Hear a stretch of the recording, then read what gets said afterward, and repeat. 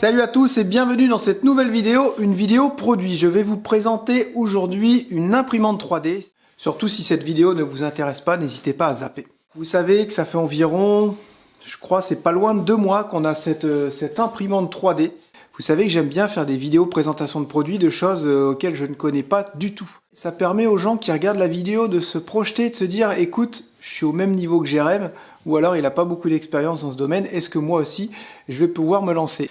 Et là, on parle d'impression 3D. Depuis 2 mois, j'ai beaucoup appris. J'ai fait pas mal d'erreurs aussi parce que j'étais complètement novice, mais alors complètement. Et j'espère qu'à travers cette vidéo, je vais vous donner envie de vous lancer ou alors au contraire, pas du tout. Je sais pas par où commencer cette vidéo, tellement il y aurait de choses à dire et tellement ce sujet est passionnant. Je vais essayer de décomposer ça en 2 parties.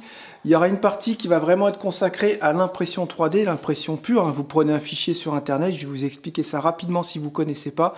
Il y aura sûrement quelques erreurs dans les termes que je vais utiliser. Excusez-moi pour ceux qui sont vraiment plus professionnels là-dedans. Mais le but du jeu aussi, c'est d'expliquer à des personnes novices parce qu'on n'est pas tous experts dans le domaine en fait. Voilà, tout simplement. Donc il y aura 2 parties, c'est une partie impression 3D, vous prenez vos fichiers, vous les imprimez, et il y a une autre partie auquel j'avais pas pensé, et auquel vous n'auriez pas forcément pensé, c'est la modélisation. La modélisation, par exemple, c'est vouloir reproduire cette pince en plastique, en PLA, ou en différentes matières, avec l'imprimante. Vous allez faire comment? Il va falloir la modéliser. Là, c'est encore quelque chose d'un peu différent, même si tout ça, ça va se toucher, c'est que là, on est vraiment dans un métier de modélisation. Et pour moi, c'est la partie la plus compliquée. Tout ce qui est partie machine, maintenant, ils ont beaucoup évolué. Ils ont réussi à faire des machines beaucoup plus intuitives. Et quelqu'un de novice va pouvoir apprendre à s'en servir très facilement. Surtout cette machine-là. On est sur une Creality K1 Max. Donc cette machine est entièrement fermée. Vous avez des ventilateurs de partout pour refroidir, pour garder une bonne température. Il y a pas mal de paramètres qui rentrent en compte. Vous avez un petit panneau digital pour l'allumer, pour faire tout ce que vous avez à faire dessus. Si vous voulez modéliser quelque chose de très rapide, vous avez juste à aller sur des sites internet qui vont vous vendre ou vous donner gratuitement un fichier, à condition que ce n'est pas pour revendre derrière. Vous voyez, nous on a fait des fichiers gratuits, mais qui sont protégés par des droits d'auteur, tout ça, bien entendu, c'est pour les enfants. On va juste les montrer en vidéo, mais en aucun cas, c'est des choses qu'on va les faire pour revendre, pour modifier et revendre. Voilà, c'est vraiment à titre personnel et particulier pour notre usage, et là, c'est surtout pour les enfants. C'est vraiment, je vais vous montrer ça, c'est pour vous donner un exemple. Donc là, on est sur une machine au final qui est assez simple d'utilisation. Ils ont fait des gros efforts. J'ai trouvé qu'elle était assez intuitive. Ensuite, il faut que je vous parle de mes erreurs en tant que débutant. J'ai fait pas mal d'erreurs sur les changements de fil. Tout commence par une bobine de fil. Donc au début, on peut se dire « Ah, mais attention, c'est du plastique. » Donc oui, c'est du plastique, mais là, on est sur du PLA. C'est vraiment ce qui est utilisé le plus couramment. C'est pas trop onéreux, c'est facile. Et on est sur un plastique biosourcé à base de maïs, si je dis pas de bêtises. Voilà. Donc, tout va partir de ce petit filament. Vous avez un diamètre de filament, vous avez sa température idéale où elle va fondre et où vous allez pouvoir donner forme à des objets. Vous allez avoir son poids, tout simplement. C'est des bobines qu'il faut garder dans des petits sacs hermétiques parce que ça a tendance à prendre l'humidité. Et comme c'est plus ou moins une base naturelle, il faut vraiment faire attention à tout ça, qu'il n'y ait pas d'humidité et bien les ranger dans leur petit sachet hermétique. Donc la bobine de fil se présente comme ça. Vous avez vu, celle-là est quasiment vide parce qu'on a beaucoup travaillé avec la machine. En général, c'est des bobines d'1 kg, vous avez 250 grammes et ça va partir de là. Ça va passer dans un petit tuyau, dans une petite buse qui va chauffer et de là, vous allez avoir quelque chose qui va se créer en 3 dimensions.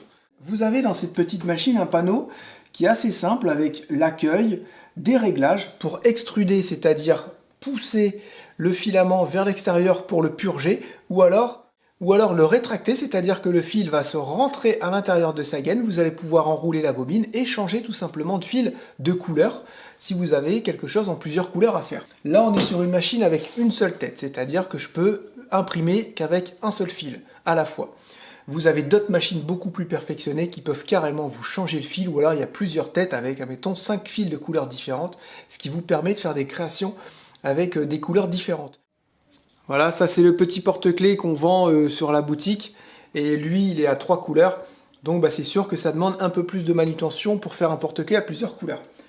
Donc dans l'idéal, vous connaissez rien à la machine, on a des petits programmes qui sont intégrés dans la machine, comme le petit bateau, je ne sais plus comment il s'appelle, vous appuyez dessus, vous mettez impression, la machine va se calibrer tout seul. Voilà, C'est ce petit bateau. Alors ce petit bateau, il se retrouve dans beaucoup d'imprimantes. On va dire que c'est un petit bateau test. Si vous avez une grosse impression à faire qui va durer longtemps, vous pouvez lancer avant cette impression. Si le bateau il ressort nickel, comme il doit être, ça veut dire que votre machine est bien réglée et que vous pouvez lancer une grosse série ou alors une grosse impression qui va demander du temps. Là, le plateau est en train de monter. J'en ai pas parlé du plateau, mais le plateau est chauffant. Voilà, il faut savoir que c'est une machine qui va consommer dans son ensemble, dans les pics d'utilisation, jusqu'à 1000 watts. Ce qui consomme beaucoup, c'est le plateau, parce qu'il faut que le plateau reste par exemple à 40 degrés ou à 50 degrés pour que votre objet puisse se réaliser avec l'imprimante. Le plateau, il faut toujours qu'il soit chauffé. C'est comme ça, ne me demandez pas pourquoi. Voilà, ça fait partie du truc. Donc pour monter ce plateau en température, on a 1000 watts, on a 800 watts en général qui vont partir. Ensuite, ça va se réguler. Donc c'est vrai que faire de l'impression 3D, eh ben, ça coûte un petit peu d'électricité. Si vous devez laisser la machine allumée par exemple 30 heures pour faire une grosse réalisation, il y a quand même une certaine consommation d'électricité qui va arriver. Et par exemple, c'est pas comparable avec une imprimante laser, un découpeur laser qui lui va consommer 20 watts. Vous voyez, là on est vraiment sur des ventilateurs, une buse qui chauffe, un plateau chauffant. Donc ne vous dites pas c'est bien, ça va rien me coûter. Je vais pouvoir donner libre cours à mon imagination, je vais pouvoir créer des choses juste en achetant du fil. Non, non, il y a tous les consommables qui sont derrière. On a les petites buses qui peuvent coûter assez cher. On a un extrudeur, c'est quelque chose avec des petites dents qui va venir pousser le fil à l'intérieur, qui peut casser. Moi je l'ai cassé parce que j'ai fait des erreurs. J'ai bouché plusieurs fois la buse parce que j'ai fait des erreurs aussi. J'ai dû en racheter, j'ai dû racheter un extrudeur. Donc il y a du fil à racheter, il y a de la consommation d'électricité. Il y a les petits consommables à côté qui peuvent très vite monter. Il ne faut pas s'imaginer qu'on achète la machine et on va pouvoir faire plein d'objets juste en achetant des bobines. Voilà. Si vous êtes novice, forcément, vous ferez des petites erreurs et ça va vous coûter un peu plus cher. J'ai mis son petit capot, comme ça on va pouvoir parler librement. Alors voilà le type de réalisation qu'on peut faire avec cette machine. On a fait des petits Deadpool pour les enfants, ça c'était des tests. Voilà, j'en ai fait un tout petit Rikiki ici. J'en ai fait un super gros pour Lucie. Ça c'est des fichiers qu'on trouve dans l'imprimante, c'est pour ranger les bobines tout simplement. Vous voyez, vous pouvez laisser, voilà, vous pouvez vous fabriquer vous-même vos propres supports. Vous connaissez tous hein, les porte-clés bandits, les porte-clés vadrouilleurs. On a fait des porte-clés bandits en couleur dorée. Ceux-là c'est pas une réussite, je trouve qu'ils sont pas jolis. Vous voyez, on les a même pas proposés sur le site parce qu'on les aime pas. On a fait des porte-clés fluorescents, on a fait des porte-clés plusieurs couleurs, arc-en-ciel, voyez. Donc on a vraiment fait pas mal de choses. Ça c'était un bandit qui nous avait fabriqué ça, des petits Lilo et Stitch pour les enfants. Il nous avait aussi fabriqué ça, donc ça c'est pas moi qui les ai fait, hein, c'est vraiment pour vous montrer, c'est des exemples. C'est un bandit qui nous avait envoyé ça. Moi j'ai fait ça pour Lucas, une petite voiture en couleur arc-en-ciel. Il y a quelque chose qui est top aussi, c'est les petites créations comme ça, flexibles. Donc là c'est un petit dragon qu'on a fait pour Julia avec du fil multicouleur. On avait aussi fait un petit dinosaure pour Lucas. Donc vous voyez, avec une imprimante 3D, on n'est pas forcément obligé de faire que des choses qui sont rigides, fixes. On arrive à faire des créations qui sont articulées et tout ça en une seule impression. C'est vraiment fou, ça s'imprime comme ça arrive à faire des petites rotules les unes dans les autres. Tout ça sans rien faire. Vous appuyez sur un bouton, la machine elle s'occupe de tout et vous ressortez avec un petit dinosaure. Celui-là, c'est moi qui l'ai peint entièrement. Voilà, je lui ai fait des petites couleurs de dinosaures. Donc voilà un peu ce qu'on peut faire. Ensuite, là où je trouvais l'affaire hyper intéressante, c'est qu'on pouvait réaliser des pièces, par exemple des pièces mécaniques pour une voiture, une pièce d'intérieur, pour un bus aussi.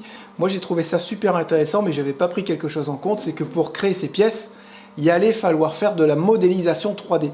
Et c'est là où ça se complique. La modélisation 3D, c'est vraiment un métier. Même l'impression 3D, c'est un métier aussi. Attention, on a démocratisé ça, mais il ne faut pas oublier qu'à la base, c'est quelque chose d'assez complexe. Même si les machines, même si les logiciels ont permis de simplifier les impressions, il ne faut pas oublier que tout ça, ça demande des compétences. Il y a quelque chose par contre qui est hyper intéressant dans tout ça, c'est que c'est hyper intéressant. Donc si vous êtes motivé et que vous avez envie d'apprendre et que ça vous plaît, vous allez pouvoir apprendre tout doucement. Vous allez mettre beaucoup plus de temps, il va falloir vous faire aider, vous allez peut-être pouvoir suivre une formation. Mais moi, je tenais vraiment à vous le dire, c'est pas si simple. Il faut faire attention à la machine, il faut surtout pas forcer. Moi, j'ai peut-être forcé plusieurs fois et j'ai cassé des choses. Maintenant, j'ai remplacé, j'ai appris avec mes erreurs. Avec une imprimante 3D, il ne faut surtout pas forcer. Il faut y aller tranquille, il faut étudier les choses. Si vous ne savez pas, il faut vous renseigner. Et ça, je tenais vraiment à le dire. Voilà. Ça peut paraître facile, mais je pense qu'il y a vraiment une petite formation à avoir à la base. Ou alors apprendre tout ça sur le tas en prenant son temps. Ensuite, la modélisation 3D, bah là c'est logiciel de modélisation. Là, on passe dans une autre catégorie. C'est grâce à quelques bandits qu'on a réussi à faire des porte-clés vadrouilleurs, des porte-clés bandits, parce que j'ai pas encore les compétences. J'ai pas le temps là pour le coup d'apprendre à me servir d'un logiciel de modélisation 3D. Il y en a tellement, il faut savoir lequel étudier. Enfin, c'est pas facile. J'ai préféré me consacrer sur l'impression 3D et puis me faire aider par des abonnés. D'ailleurs, je tenais vraiment à les remercier, tous ceux qui m'ont aidé pour me créer ces porte-clés. Voilà, merci à vous. Donc la modélisation, on ne va pas trop en parler. Comme je vous disais, c'est vraiment un métier. Et là, on est vraiment dans une autre catégorie. Normalement, dans les semaines à venir, je devrais recevoir un scanner. Donc un scanner, tout simplement, vous le prenez, puis vous scannez par exemple ça. Vous allez scanner 20%, 30%, 45, 50, 60, 70. Ah, vous scannez tout entièrement en 3 dimensions votre objet. À un moment donné, il va arriver à 100%. Vous mettez ça dans le logiciel et ça va vous recréer ce que vous avez scanné. Donc ça, je l'attends avec impatience. On verra justement, on refera peut-être une vidéo sur ce scanner parce que ça va pouvoir m'enlever peut-être une épine du pied pour reproduire certaines choses, notamment dans le bus. Si j'ai envie de faire des petites pièces ou quoi, et ben, je pourrais, grâce à mon scanner et grâce à mon imprimante, reproduire certaines pièces dans le car. Je pense que vous avez compris que c'est quelque chose de bien compliqué. Dans les débuts, vaut mieux apprendre à se servir de son imprimante 3D normalement et aller télécharger vos fichiers sur des sites internet. Alors vous allez vous télécharger un premier fichier et ce fichier vous allez devoir le mettre dans un logiciel. Vous allez le mettre dans le logiciel, vous allez régler plusieurs paramètres. Je vous donne pas tous les noms parce que moi-même je me mélange encore. Ce premier fichier vous allez le mettre dans un logiciel. Vous allez le modifier, vous allez le régler, la vitesse, la qualité, il y a beaucoup de paramètres qui rentrent en jeu. Une fois que vous aurez réglé tous vos paramètres, vous allez appuyer sur un bouton et vous allez ressortir un fichier final que vous allez pouvoir rentrer dans la machine. Ce fichier-là, c'est le fichier G-code. C'est vraiment le fichier final. C'est un fichier avec des codes, tout simplement, énormément de codes suivant ce que vous allez imprimer. Et la machine, elle va savoir quoi faire, quoi travailler. Elle a tous ces paramètres qui sont rentrés dans ce fichier G-code. Là, j'ai mis en route le petit bateau test, voilà, avec du fil doré. Donc là, il a fait un petit scan parce qu'on a l'IA à l'intérieur avec un petit scanner qui va regarder si la première couche, elle est bien faite. Il faut savoir que la première couche, c'est un peu comme une maison, c'est des fondations. Il faut que votre fondation soit bonne pour réussir à faire l'objet. Vous avez un petit panneau de commande qui est hyper clair. Vous voyez, on a la buse qui est en train de chauffer. Alors la température de fonctionnement, c'est 210 degrés. Elle est en train de monter. Une fois qu'elle arrive à température, vous allez voir, là, ça va dépoter les bandits. C'est une machine qui est assez rapide. Vous allez voir qu'avant la fin de cette vidéo, on aura notre petit bateau qui va être fini. Et vous avez ici la progression, vous avez le temps restant, 16 minutes. Vous avez le fil, c'est du PLA. Le plateau, il est à 50 degrés. La ventilation fonctionne. Vous pouvez allumer la petite lumière ou l'éteindre. Voilà. Et vous avez derrière votre petit fil qui passe dans une gaine, voilà, et qui va se dérouler automatiquement, passer dans ce qu'on appelle un extrudeur, tout simplement 2 petits pignons avec des dents qui vont venir pousser le fil à l'intérieur. Donc tout ça c'est hyper précis. Vous pouvez voir à la vitesse à laquelle le petit bateau est en train de se construire. Vous avez à l'intérieur de cette machine une petite caméra qui vous permet de contrôler via l'application, ça c'est très bien, qui vous permet de contrôler via l'application l'avancement de votre impression. S'il y a le moindre souci, l'application vous prévient aussi justement. Et vous avez avec cette caméra quelque chose qui est chouette, c'est de pouvoir voir en temps réel votre impression. Aussi, vous avez sur chaque création une petite vidéo time-lapse qui s'enregistre. Et après, vous pouvez mettre votre vidéo en time-lapse. Le petit bateau a déjà bien avancé.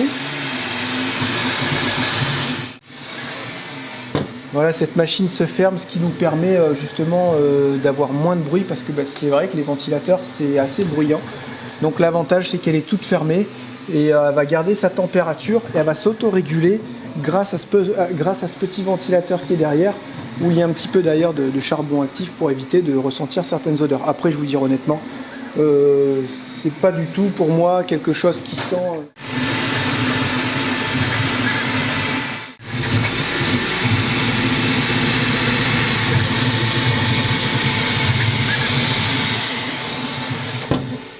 Vous avez aussi la possibilité à ce que votre machine soit entièrement connectée. Il faut savoir que celle-ci, elle est connectée avec la box.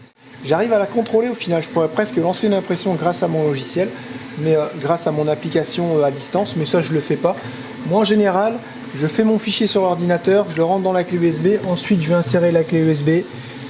Je mets lecture et là, c'est parti. C'est assez facile de ce côté-là. C'est même très facile. Ensuite, la bécane, elle travaille. Vous voyez, là, on est à 64%. Le petit bateau se construit comme il faut. Il nous reste 5 minutes. Et on va voir la tête qu'il va avoir tout à l'heure. Donc là, vous avez un travail entre le plateau. Vous avez des moteurs de chaque côté. L'extrudeur, la tête d'impression est alimentée par aussi des moteurs et des courroies. Et tout ça, c'est un travail. Vous avez le plateau, c'est des micro-millimètres. Hein. Vous avez le plateau qui va monter, descendre. Pour justement pouvoir réaliser vos couches. Vous avez aussi l'extrudeur, les petites dents, vous savez, qui descendent le fil ou qui le rétractent.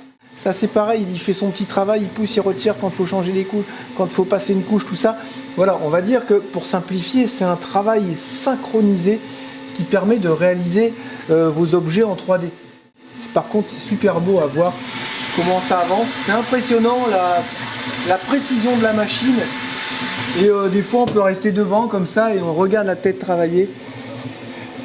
Et on se dit, c'est vraiment dingue comment ça arrive à réaliser des objets comme ça, quoi, tout simplement. C'est vraiment très très précis. Alors là, j'ai une buse de 0,4 mm. Vous voyez, c'est même pas un demi-millimètre.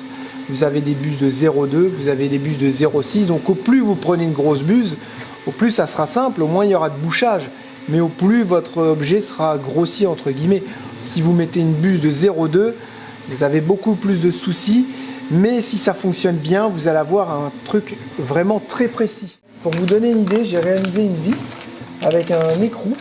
Est-ce que vous voyez la précision du filetage? C'est juste impressionnant.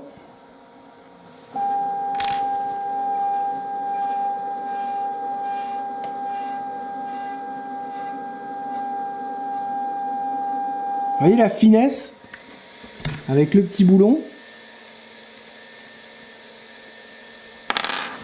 Et même si vous avez une grosse pièce à faire, en général, il la découpe en plusieurs parties, ce qui crée les fichiers. Ou alors si vous êtes capable de créer vos propres fichiers vous-même, de modéliser, vous pouvez tout simplement créer des gros morceaux, comme les pièces que j'ai mises au-dessus, en plusieurs morceaux tout simplement. Vous avez juste à les assembler, les coller, et c'est réglé. Là, notre petit bateau, il est fini. Sur cette machine-là, c'est un plateau aimanté, vous voyez, qui est un petit peu flexible. Vous y allez tranquillement. Vous avez en général de la colle à mettre sur le plateau, on voit encore les traces. Justement, tout ça, c'est pour fixer c'est pour bien fixer votre première couche et pour éviter que ça glisse et vraiment pour être sûr de bien réaliser votre appareil. Ensuite, vous le décollez. Voilà, on a eu ce magnifique petit bateau pendant la vidéo qui est sorti couleur or. Et puis là, on voit que il a vraiment très bien réussi. Il est vraiment très bien réussi. Voyez ce qu'on a été capable de réaliser avec cette imprimante. Bien entendu, c'est qu'une infime partie de ce qu'elle est capable de réaliser. J'ai trouvé la machine très simple d'utilisation. Ensuite, j'ai pas grand chose à dire parce que comme je suis novice, je peux pas rentrer trop dans les détails. Mais c'est vrai que j'ai fait quelques erreurs, donc on va dire qu'il y a plus des erreurs à mon niveau qu'au niveau de la machine. Mis à part le fait que le haut soit un peu trop bas d'origine, ce qui fait que ça fait des courbures dans la gaine. Et ils mettent aussi des petits serre-câbles au niveau de la gaine, tout le monde les enlève pour éviter que le fil soit pincé à l'intérieur de la gaine. Parce que votre fil, en fait, il passe dans une petite gaine transparente. Et de ce côté-là, j'ai pas grand-chose à dire, hein. Machine qui fonctionne très bien. Des fois, vous allez me lancer une impression avec 18 porte-clés et à 70% de l'impression, vous avez la buse qui va se boucher, vous allez avoir un défaut, une panne de courant, ça m'est arrivé aussi une fois. Et l'impression n'a pas réussi à reprendre, donc là vous êtes un petit peu dégoûté, mais j'ai envie de dire ça fait partie du jeu. Vous ne pouvez pas espérer acheter une machine comme ça et n'avoir aucune perte au final. Là on est vraiment dans quelque chose de très spécifique, on arrive à créer des choses, donc il y a tellement de paramètres qui rentrent en compte que il y a des fois vous allez avoir des ratés. Bien entendu on pourra en parler des heures et des heures parce qu'il y a énormément de paramètres, il y a énormément de choses à savoir. la multitude d'options, la multitude de différences au niveau des imprimantes, au niveau des têtes, au niveau des extrudeurs, au niveau des plateaux chauffants, la différence de matière, tout ça. Et là, je vous ai parlé que du fil PLA, mais vous avez une multitude de fils. Vous avez du fil qui reste mou, vous avez du fil qui est beaucoup plus rigide, beaucoup plus dur que du PLA. Voilà, ça, vous imaginez, si on se met à parler de tout ça, on peut faire une vidéo de 10 heures, quoi, tout simplement. Donc moi, c'était une vidéo à mon niveau, une vidéo novice pour les novices. Vous allez avoir dans la description toutes les informations qu'il faut pour retrouver cette machine sur le site internet qui nous l'a envoyée.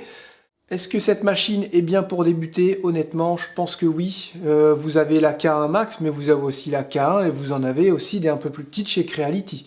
Donc c'est la deuxième Creality que je possède. J'ai une imprimante laser où j'ai vraiment eu aucun souci avec. Celle-là, à part mes erreurs, j'ai pas eu de souci. Voilà, donc est-ce que c'est une marque aussi que je recommande? Oui, je recommande cette marque parce que je trouve qu'elle est accessible au grand public. Ils l'ont vraiment simplifié, il y a souvent des mises à jour et ce qui vous permet d'avoir des interfaces très très simples, justement pour pouvoir commencer dans de bonnes conditions. Voilà, retrouvez toutes les infos dans la description, les promos, le site internet, tout ce qu'il faut. Et on se dit à bientôt pour de nouvelles vidéos, présentation de produits. Salut les bandits, ciao!